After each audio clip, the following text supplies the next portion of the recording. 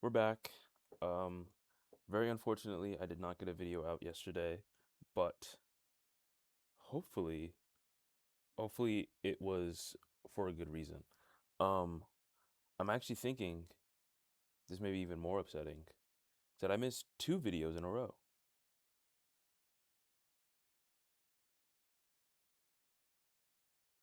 I think I missed two videos in a row.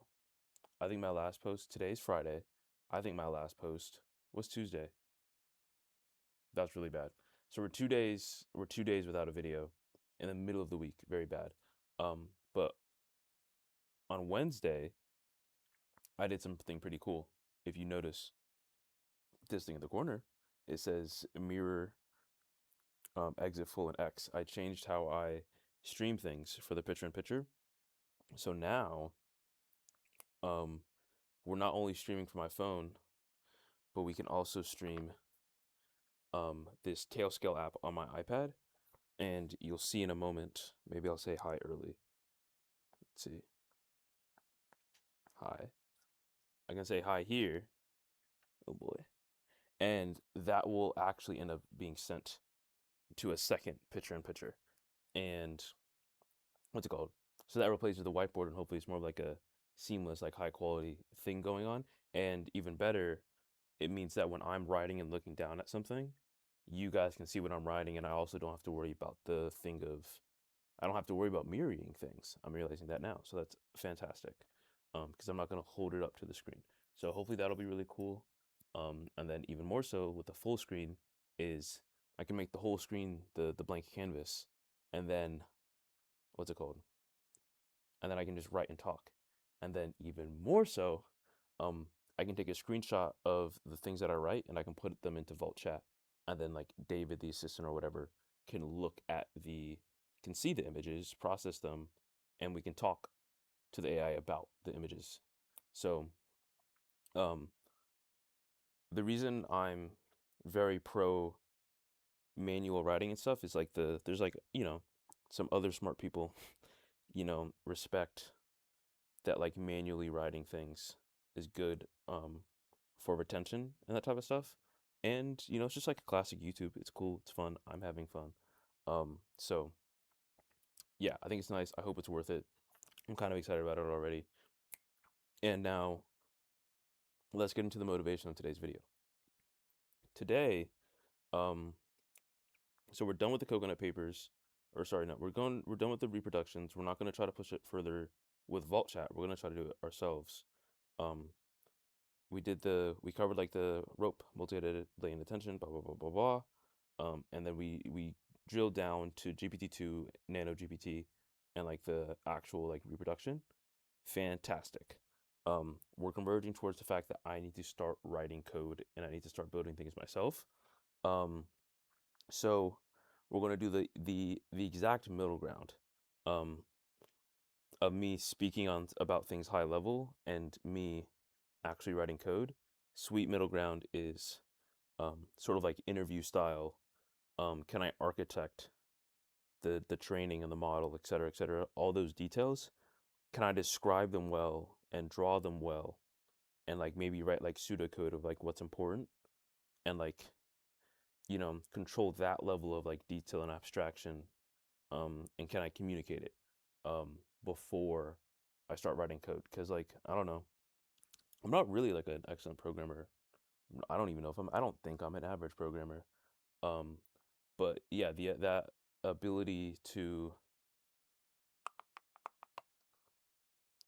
if you're gonna write code, you should know what you want to write. You know what I mean? I don't want to like open a file and think, oh, I should be coming up with things on the fly. You know what I mean? I would like to know what I'm going to build. Like why am I in my IDE? What are we hoping to build? So I had a class where we had to write pseudocode, and I had seen pseudocode before, but that class gave me a far greater appreciation of pseudocode. So hopefully it's useful for us today. Unfortunately for me, I think this is going to expose a lot of my. I said that the first time, and it was with the Transformer video. That was the first video that I had like a lot of fun with, and that was dandy and sweet. Um, I was pleasantly surprised. This time, I don't think I'll be pleasantly surprised. I expect to get stuck, and I'm very curious to find out what happens to me when I get stuck. I don't know what I'm going to do. So we can exit the full for this. This is, we have Vault Chat. There's there's our little hi message. This is from last videos. Like we did rope, finished the LLM, blah blah blah blah blah. Yeah, and like I had a goal for the week that I'd set on Tuesday, is I wanted to start reading and building real code for my own attempts. So even though this isn't perfectly that, I think this is aligned with that same spirit. So oh boy, um, yeah. Hopefully we can do this. Hopefully we can do this well, and hopefully this is like you know really fun. This is this is my first time doing this too. Oh boy, no, where'd I go? Here we go. Okay, let's see. I wonder if I should. Ooh, this is a good way to fake it. Watch this. Ooh, I think I like that. It's bad, but I like it. Let's see. That's a very curious trade-off. I think what's gonna happen, and you guys can let me know. Will, you can let me know. For anyone who makes it this far, um, if you prefer me drawing on white or black of a background, um, I'm gonna go with black this time, at least for now, purely because it actually fills the screen. Um, uh, I think white's better, but I would have to change the aspect ratio, which I would do. I would totally do that. But I don't know. For the completeness, I don't like that it's off. I think I already am. I think I prefer white. Let's see. Um, so where do we start? you know? Um, yeah, I'm blank. Okay, let's see. What do I want to draw? What do I want to set out to do? There's we haven't finished talking about like the curriculum of Coconut. Um, should I don't need to I don't think I should be explaining the transformer every day, but maybe that's a good practice for recall. I think that may happen incidentally. Um, we have to go back to the actual photos of the architecture um, to recall when the normalization is. Also, I was talking to Will about this. Um, an interesting contrast is, for example, with rotary position embeddings, um, it's cool and fancy because the information is native to matrix operations. So, what's it called? Because adding, how do I say, element-wise operations, element-wise addition is not an operation that linear algebra can natively like undo or like resolve, and like split. If you took two vectors and you like added them, how can you use linear algebra to, receive the information between them? No, not very, very much so, not well. As I'm pretty sure that that's like the whole point of, you know, rope dominated against additive position embeddings.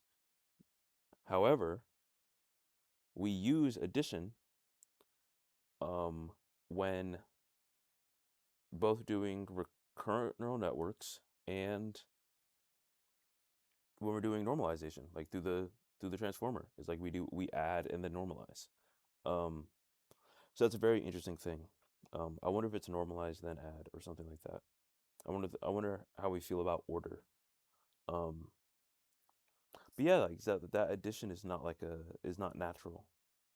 Um, so like the mutations that are undergoing the information are not they're not perfect. I don't favor them. Um, so let's see. We can Okay, I think a classic example is the forward pass. One iteration of the forward pass of Coconut.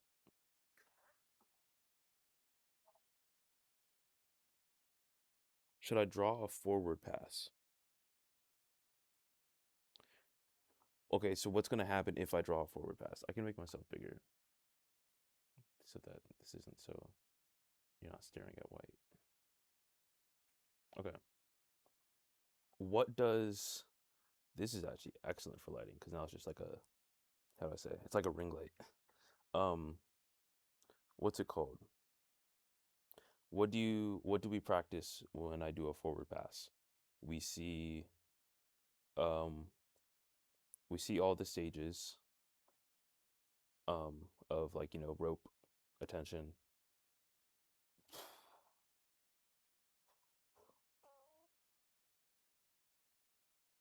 So what I'm debating in my head that I think is insanity, um, could I take a very small matrix and do the math by hand for a forward pass um with coconut? Oh, that would be a forward pass in terms of generation. Yeah, we're skipping back propagation. I'm torn. I'm torn. So let's say option one is that I draw a forward pass by hand, just one forward pass. Option two is, and this was option two is sort of the original plan, is I think about the actual architecture, like the code. I think like data loader. I think I think tokenizer. I think data loader. I think transposing of how do I say transposing of the tensor. So like let's say we have a tensor object, okay, and like pseudocode, I'm gonna write split, transpose. I'm gonna write swap. You know what I mean? Because I don't have like the proper word for it. But you know what I mean? It's like transpose, transpose, whatever on a tensor level, because that's sort of closer to PyTorch. You know what I mean? Um, ooh, that's hard. I wonder if I did both. So let's see. Okay. However, I think option two is better. Because what am I going to learn with option one? I'm going to practice my matrix multiplication. Who cares? You know? Um, and I'm going to get validity that the dimensions line up as they should. That doesn't matter to me. And then, yeah, doing that all by hand, I don't know how of substance that is, to be honest. Because in option two, I think I'm still going to go through all the steps of the transformer. We're still going to do rope. We're still going to do blah, blah, blah, blah, blah. Yeah. So let's do option two. We're not going to finish. I'm fairly confident in that. But we're going to identify the pieces and we're going to find gaps. So that's our motivation is to find what I know and find what I don't know. And then, you know what I mean? By writing down what I know,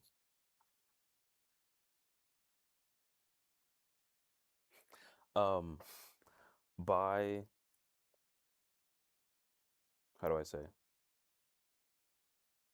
By writing down what I know and observing what I don't know, but stepping back and looking at what I know, I might learn what I don't know.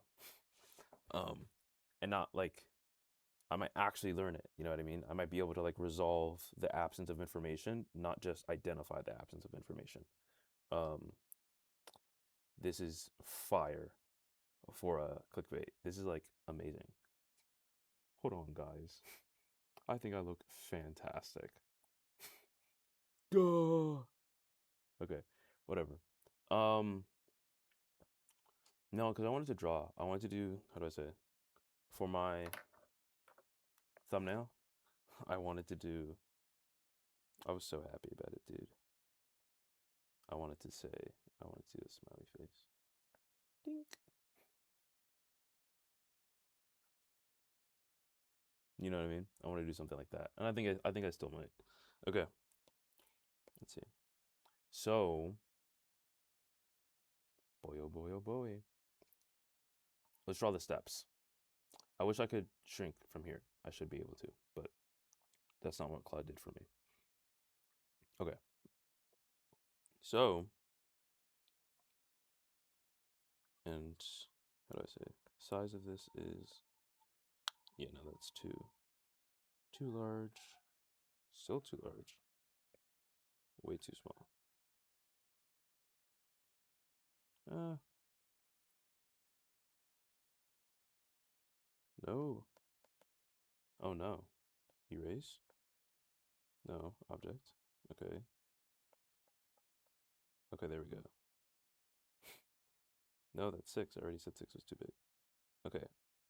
Hopefully 5 is the magic number. 5 is the magic number if you ask me. Goodness, my cursor. Okay. So, let's write the steps. Is text.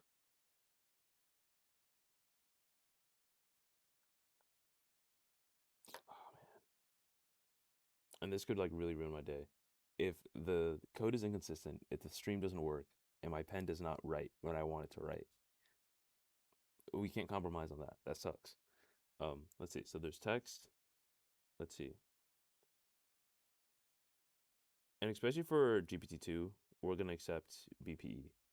Um, this is our tokenizer. And then um, text, then it's tokenized. Let's see. Dataset. Let's see.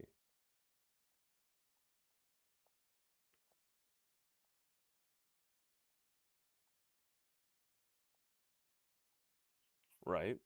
Once you have a bunch of raw text and then you've tokenized it, now you have sufficient information to generate a data set of both inputs and outputs. You know what I mean? Of X and Y.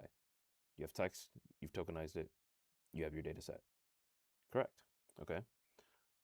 Um, Now if we want to train, we want a data loader. Um, Data loader. Okay. Um, Text, tokenize, data set, data loader, um, and let's see. These are all important spaces for decision making that I think is interesting. Your how do I say? Your tokenizer is something you can choose. Your text is something you can choose. And I'm curious about how people design their data sets. You know what I mean? Because what's it called? Um, how do I say? It's like, you could do you just do full sentences? Do you just do like next word? And then there's like, how do I say? Maybe less on data set and maybe a little bit more on data loader, I guess. Is like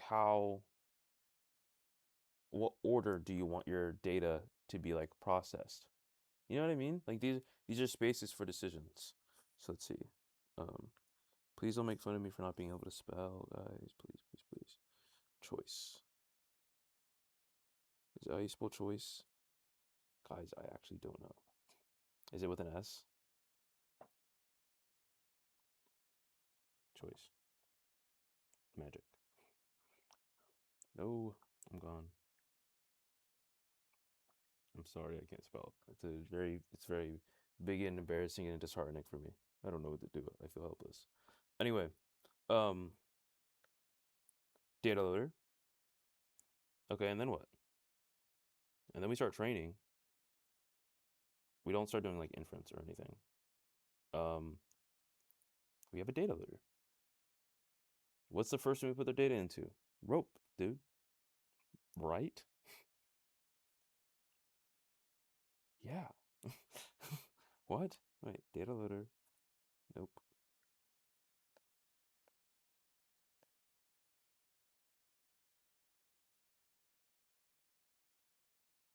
Okay. Data loader, rope, um, what's it called? Because I got text, it's tokenized, I have a data set, I have a data loader. Um, what's it called?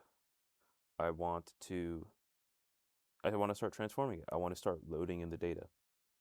Um, maybe I'm making a mistake by even thinking that this is like a sequential process, but it's also code. Like nothing's being parallelized yet. It's either in series or in parallel. So presumably, hopefully, it's okay. It should be fine that this is a series. Um, goodness, maybe EA3 was useful. I fear. Um, rope,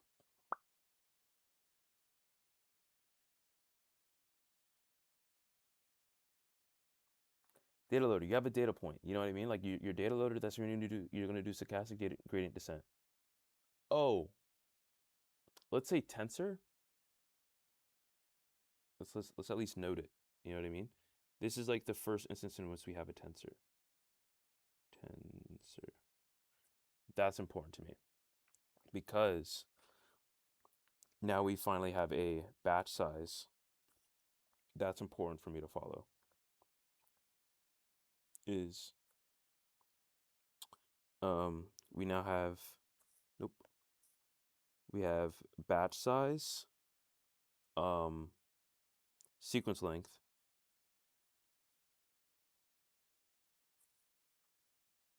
We tokenized it. We have D model. Yes, we do. D model.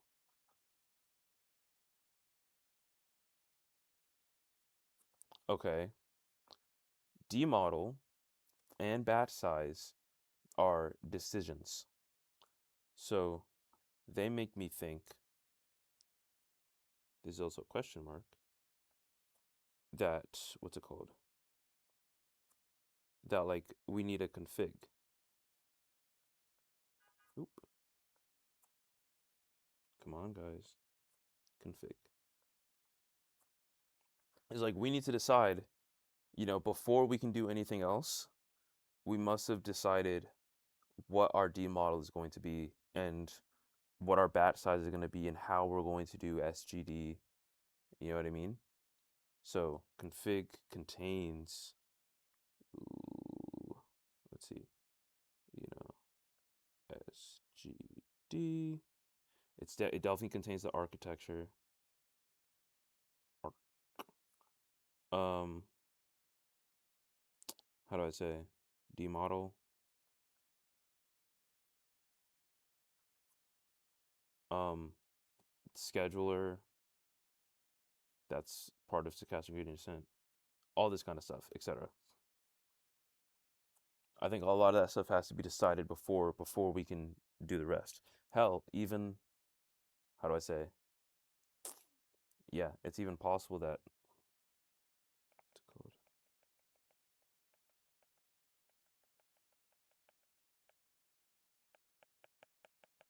whatever. Um, it's even possible that it goes even further because, like, I don't know, your config is sort of like your design choice. So like, but I just said that all of these are design choices. So like, what do you choose to include in your config?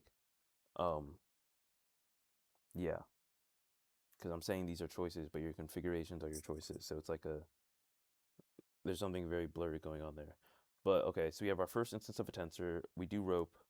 Um, once we have rope, we can do attention. Like we have rope. I would almost just say transformer. Ooh, guys, my tummy hurts. Let's see. Do we just say transformer? Imagine like a forward pass is simple. Like I thought I was going to be like have to deal with like a whole bunch of like complex stuff. Let's see, transformer.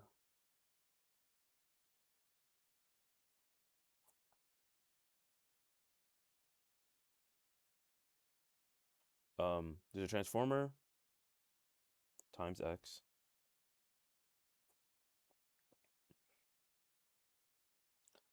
Okay, I'm sort of neglecting um What am I not mentioning? The LM head and the linear embeddings mapping. So it's not straight to a transformer. So now is the time for me to be accurate about this, unfortunately. So it's not just a data loader, it's a transformer. Um,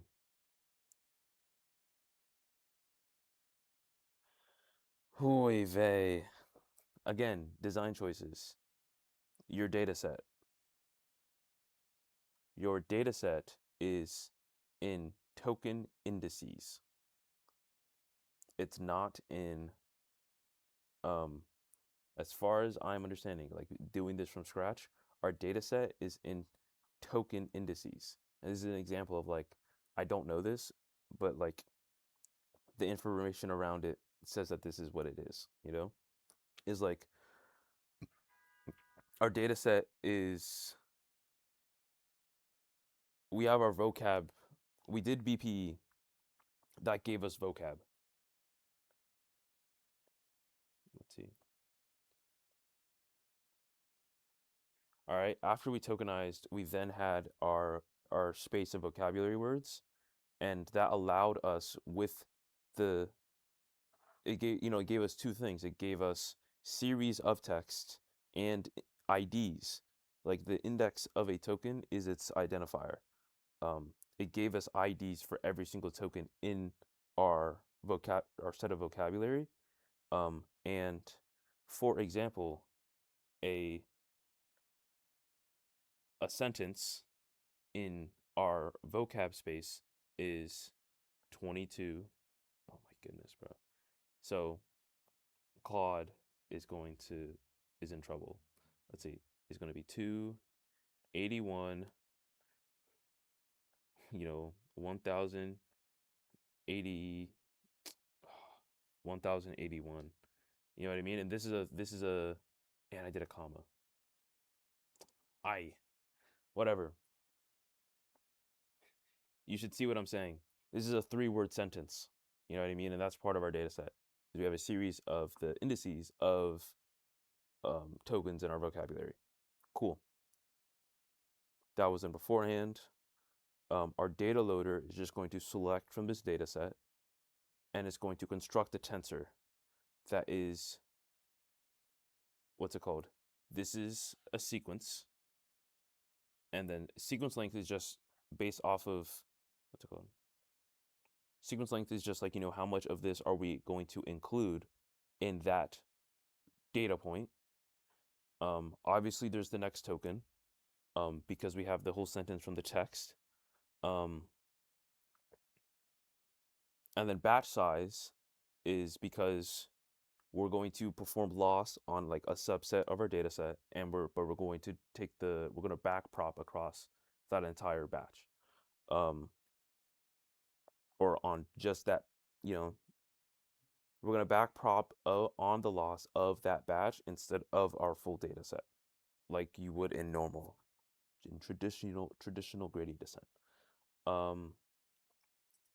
Wait, guys, this is a lot. This is a lot. Um, yeah, okay, I like that. This is how we're defining a sequence in our data set. Um, so our data loader, yes, is producing batches of these sequence length D model things from the text. Okay. We have a tensor, which means no, yes, which means the transition from data set to data loader, the data loader, the data loader does not give us our first tensor.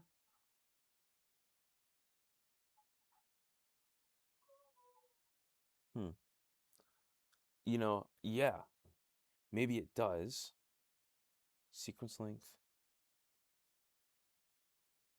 Sequence length by 1. Very interesting. I would, it would give us our first tensor, okay, but it's a matrix. And all it is a batch of sentences. You know what I mean? It's like let's do like a trivial case is like let's do batch size 1 is our input is literally this. You know, our input is this, you know? And if we had again, this isn't like a fully locked with finger. Oh, drawing with my finger? Okay, yeah, I don't need that. What's it called? Yes, batch size is just a stack of these. You know what I mean? And those are our sentences. They all have their correct token. And like sort of interestingly, is like, you know, if we have this sent sequence, then we also have this one, and we also have this one. You know what I mean? We have like so many just off of this sentence, but that's just like a whatever thing. It's like our data set is freaking huge, you know? Um, is like we already know that we want to say this is also the next token for this one, and this is also the next token. And that's I don't think that's very interesting. I think that's just the fact that our um is that text is so rich with data, just so many data points just from sentences. Um, that's whatever, and that's what our data loader is going to choose because the embeddings for our tokens are weights, which means they're part of the model.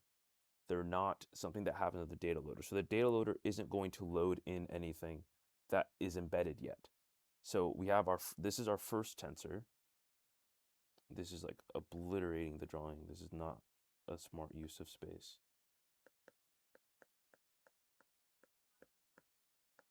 Oh my goodness, it's so inconsistent. Um, you know what I mean? That's our first tensor, and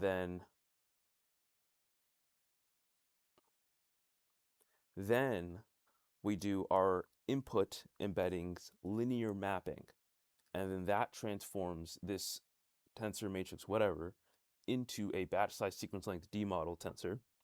Okay. And then we can perform rope, and then we can perform attention, and then we can do a feed forward neural network, and then we can do that again, again, again, and again, and then we can do our LM head. I don't know why it's called that linear mapping head. The terms of like heads, I don't have a good meaning for the word head. I don't what's it called? Head doesn't make sense to me. Um, but yeah, you see, we before our transformations, and then we do a mapping to our LM head, which is just to our vocab space. Um, yeah, and then yes, the very weird thing from David is to get the next token is what's it called? Is it's just a selection of oh man, can I remember this? It's a selection of the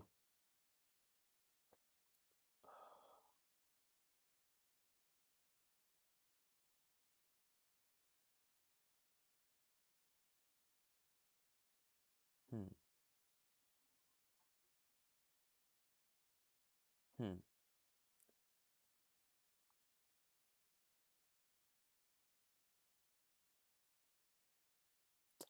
I'm blanking on it. Okay, we have something that is sequence length by D model. That's the output of our FFN. And eventually we want a single value.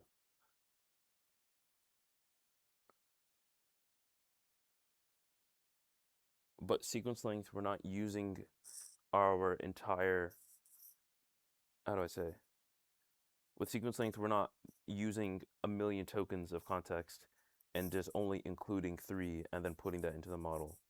We're doing just 3, and what I'm believing is that that million context cap is just a performance thing of how large of a sequence can you fit into your I don't know your pre-trained model and it not collapse, you know, and your loss doesn't start going back up or something, you know. Um, yeah, it's almost like I'd have like what's our performance at different context levels, and say there's there's a threshold for which we consider, oh, this is a sufficient level of performance, and then we would just cut it off there at, like, whatever is a practical number, and we yeah. Um, hmm.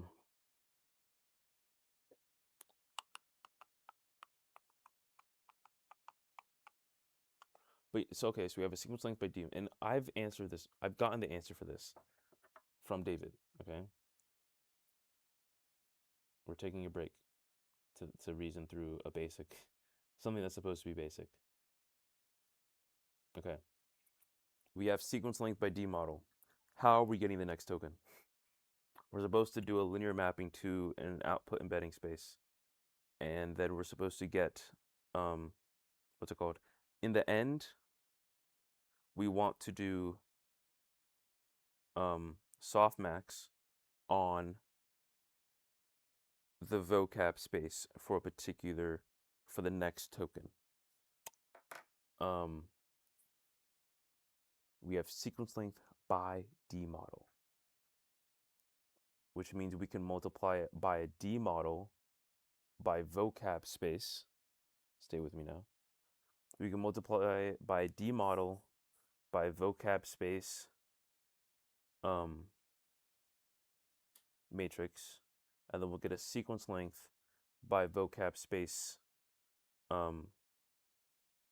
what's it called? Sequence length by vocab space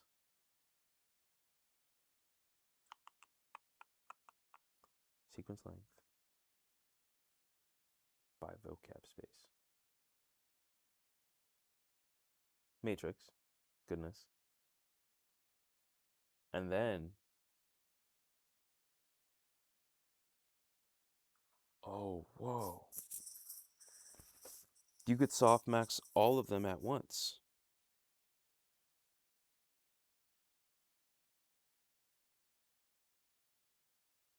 I think that's I think that's the reasonable thing to do. Is you do the whoa, whoa. Okay. You do the whole sentence at once. So previously, whoa. This would have to be what you would do. This is what makes the most sense. You don't do this stupid, sorry. You don't do this thing where it's like, oh, we have so many data points.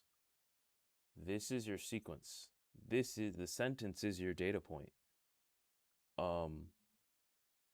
And you're going to get a sequence length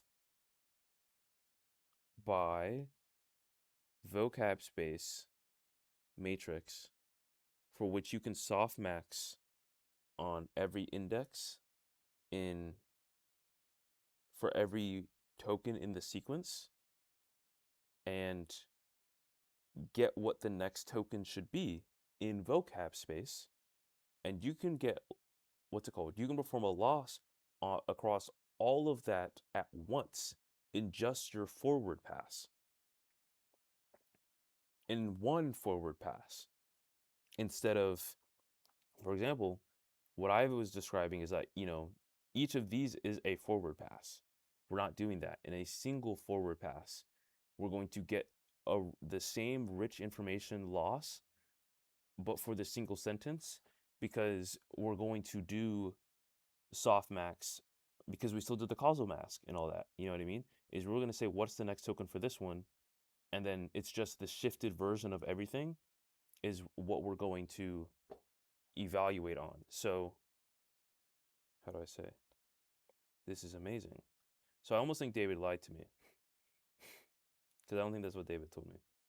Is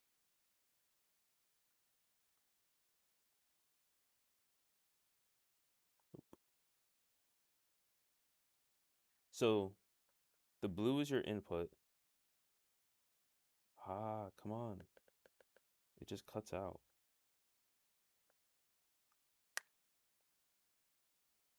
In. Can you hear that? My phone's not dead. I can see my hand, and my iPad isn't dead. Out. Whatever. Okay. That's our input and that's our output because of the causal mask. Wait. No. I messed it up. There we go. No. Undo. Undo. Pen. There we go. What's it called? That 81 is both an input and an output. You know what I mean? Is we're going to feed in. The only reason the last one is not an input, I wish I did like a 4 token example. What's it called? The reason that the last one is not an input is because we don't have the next token for it. And the reason the first one is not an output is because it's not the next token of anything. You know what I mean? Um, but we can enter 2-8 as our input and get the loss, or we can enter 281 as our input and then get the loss on both 81 and 181 in a single forward pass because of awesome causal attention. Fucking awesome, mate. That is a bingo. That's awesome. What's it called? Dude, learning is so much fun, bro. Dude, that's awesome. Okay. So now I just finished drawing that out, and then we're getting close to code. I wonder what time it is though. I feel like that might have to be the end of the video. That might be my single realization. So that's our realization for the day. Hooray! And then hopefully I don't hit another roadblock. We're going to finish the drawing, and then we'll call it a day. Oh, but all this stuff with like the config and stuff, that is interesting. And then we're gonna have to like submit this to Vault Chat, I guess, for it to. Why is this in my hand? I don't know, for it to grade the drawing. So let's see. Object. This is all in the way. No, but I like the tensor.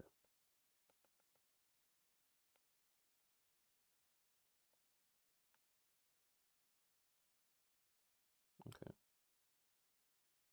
Yeah, that's our first tensor.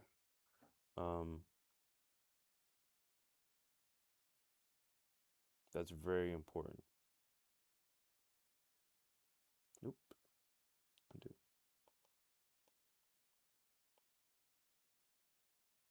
There's no redo. I don't know how that got there. Very interesting. Very interesting. So our data is a lot smaller than I've been claiming, but it's no less rich. We're just using it better. So actually something that is, coming to mind as well that is very strange is if you want to train a model on very long token very long sequence lengths, then you need to have very long sequences. You know what I mean? Is like, how would I say this? A a million token context window is like a bunch of textbooks that are not necessarily carrying the same thought, the same information. And I can imagine that the number of um, the pieces of information that are that long and coherent is quite limited, I would guess. How many human pieces of text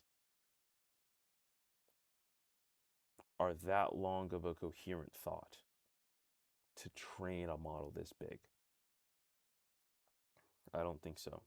But maybe that's the importance of the different stages of training is if you just care about next token prediction, maybe like the coherence and richness of your, because that's another thing that you have to decide on. I really, huh, huh. Okay, fortunately, um, this video should have a transcript, so I can use like Google on YouTube to say, what did this guy talk about? Because I'm saying these things and I'm like, oh damn, that's kind of a good point. I wish I could come back to that. I wish that was documented because I don't feel like writing that down. Um, so hooray to the transcript. Um, if I'm curious, I should come back to this video. Um, yeah, there's a lot going on, and I'm reaching a cognitive capacity, man. I'm getting tired.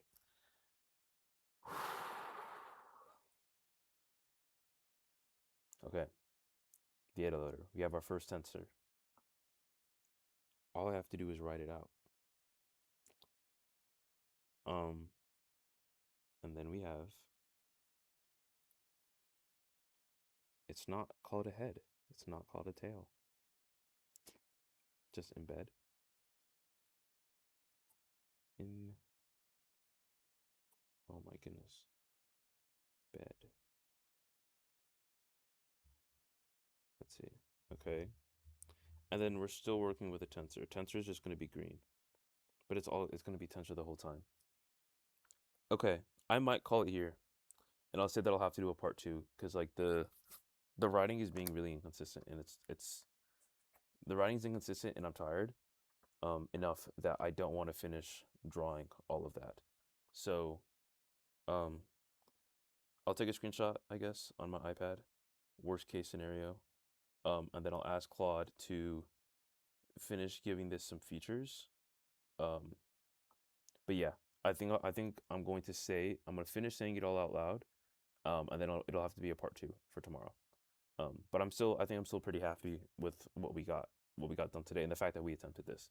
So we're going to do text, BPE. That's going to give us our vocabulary. We're going to construct a data set using the IDs from our vocab space.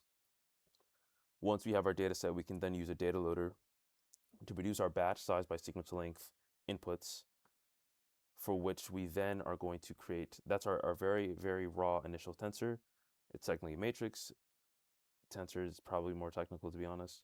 Um, and then we actually enter the model. We need we need to configure everything for what's it called? For how we want to load our data. How do we want to send this data to the model? And what are the dimensions of D model?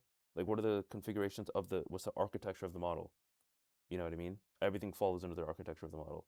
That needs to be decided before we start doing our forward pass because it's data loader, forward pass. You know what I mean? And I'm sort of trying to explode what the content of the forward pass is. And the first pass, or the first thing is going to be the linear embedding in which we're going to transform that first tensor into a batch size by sequence length by D model tensor. Now every single token has some sort of initial at start, it's just going to be a random embedding representation. We're assuming all weights are randomized and random and normalized, whatever, in D model space. Okay. Um, what's it called? Once we have that, we can perform. I'm unsure, but I think we perform rope, then we normalize. Um, then we can perform attention. We've gone through that a million times. QKV scores, softmax, multi-headed. If we were doing that, then we would split between n heads. We would split, do normal attention, but separately, and then we would concatenate them and then multiply them by another matrix, all dandy and sweet. Um, then we would pass it to a feed-forward neural network where we would explode our input space, but then eventually collapse back into a normal batch size sequence length D model tensor. We're going to perform after attention, we should have normalized. We're going to do the feed forward, we're going to normalize again. In this sense, I think we're supposed to be doing add at every stage of normalizing. We're supposed to add back the original tensor, And then um, that what I just described is the transformer. We're going to stack about 8 transformers. And then we still have our final like shape output of batch size sequence length D model. We are then going to multiply that by a D model by vocab space matrix to give us a batch size sequence length vocab space tensor, and then we're going to softmax um, across vocab space for every single sequence for which we have the correct loss vector, or that we have the correct data point vectors of what the actual next token was supposed to be, and um, and then we can get the loss on that and back propagate. We would aggregate the loss, um, and then we can do back propagation on that loss from those batches across all of the weights, which are from our feed-forward neural network, the weights for attention, the embeddings, both input and output. And then we can start looping that until, we need something like our evals, or how do I say, checkpoints. If I really wanted to get into like nitty gritty, that's part of something I'm going to need to understand code wise, like the checkpoints. Um, and then if we were going to do, so that loop is like completely fine. That's like the normal training loop. You just watch loss go down. And then in the routine of Coconut, we're going to change it up a little bit because we want the curriculum. So, and I, off the top of my head, do not recall when we decide to shift from beginning of thought token, end of thought token, et cetera, et cetera, et cetera. But I am aware that the model must decide to choose, or it must decide to use a beginning of thought token, but that the end of thought token is decided by the um, fixed number of latent thoughts, latent tokens that the model is allowed to generate when it decides to think. Um, and then loss is only performed on the tokens after after the thought. So, or after the thoughts, whatever. Um, and that's also, I would say that's pretty bad because, like, I don't know, I would almost say like you can overthink and underthink. It's like the model doesn't just decide how hard it thinks, I guess. Um, so yeah, that's all. When I come back, I want smoother writing. I think I would like to include images because like it would be nice to look at the thingy, the actual transformer architecture stuff, and then it would also be nice to fully expand the white so it's actually full screen.